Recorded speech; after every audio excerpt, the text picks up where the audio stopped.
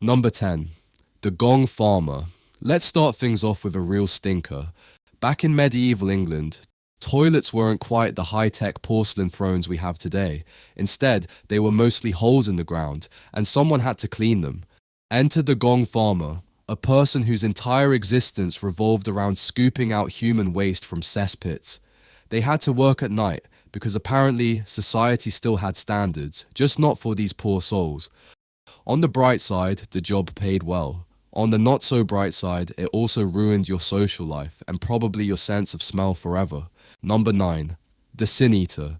Imagine being invited to every funeral, but instead of offering condolences, you're given a piece of bread that supposedly absorbed the sins of the deceased. Your job? Eat it. Yep, that's right. You get to consume people's spiritual baggage so their souls can move on, and in return, everyone treats you like the human equivalent of a garbage disposal. Not exactly a career path with great networking opportunities. Number 8. The Rat Catcher. The 14th century was an exciting time if you love plagues. With Black Death wiping out millions, rats were the ultimate public enemy. Someone had to deal with them, and that someone was the rat catcher. Armed with little more than a few traps and sheer determination, these folks had to crawl into infested homes, sewers, and dark alleyways, hoping they didn't catch the very disease they were trying to prevent. The worst part? Many kept live rats to help lure others, meaning their homes were basically tiny horror movies waiting to happen. Rat catchers in the 14th century often contracted diseases from the very rats they hunted, leading to severe illness and suffering. Their close contact with infested areas made them highly susceptible to the deadly plagues they aimed to prevent. Number 7. The Chimney Sweep. Childhood in the Industrial Revolution. If you were lucky enough to be born poor, you could get a head start on your career by being stuffed into narrow, soot-filled chimneys before you could even spell labor rights. These kids would climb up tight, dangerous spaces to scrape out soot, often inhaling toxic fumes, and in many cases, never making it out. Fun fact, it took until 1875 for this to be considered a bad idea.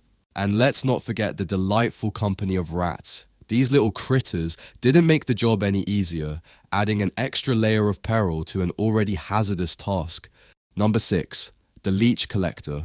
Before modern medicine, people believed that draining your blood would somehow cure diseases.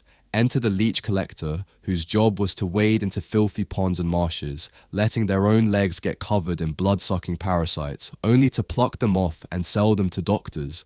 Not only did you have to endure the constant feeling of things sucking the life out of you, literally, but infection was a real concern. Imagine walking into work every day, knowing you were essentially a buffet. Number 5. The Executioner. Technically, this job came with great benefits. Job security? Check. High salary? Absolutely. Social acceptance?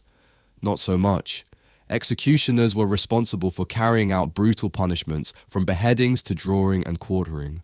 While they were feared, they were also outcasts. Nobody wanted to shake hands with the guy who spent his days sharpening an axe for the next unlucky soul.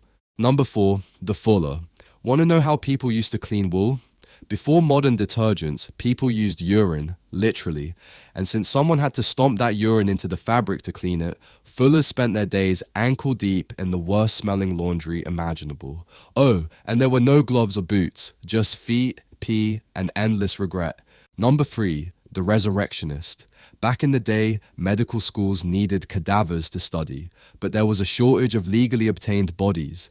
Enter the resurrectionists, professional grave robbers who dug up fresh corpses and sold them to doctors. Sure, it paid well, but there was always the risk of being caught by the authorities, or worse, angry family members, not to mention the psychological toll of spending your nights digging up the recently deceased.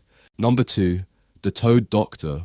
This was less of a doctor and more of a weird medieval belief in amphibian-based medicine.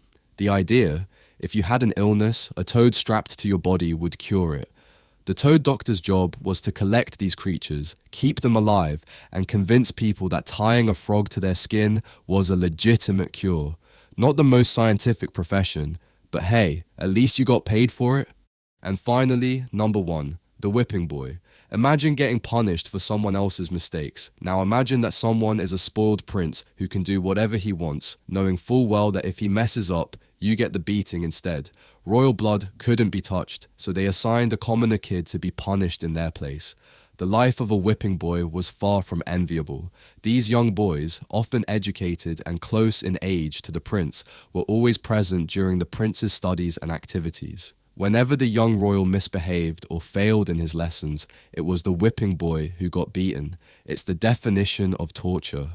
So there you have it. The worst jobs in history, proving that no matter how bad your Monday is, at least you're not eating sins, drowning in filth, or being smacked around for royal entertainment. If you made it this far, hit that like button and subscribe for more horrifying historical facts. See you in the next one.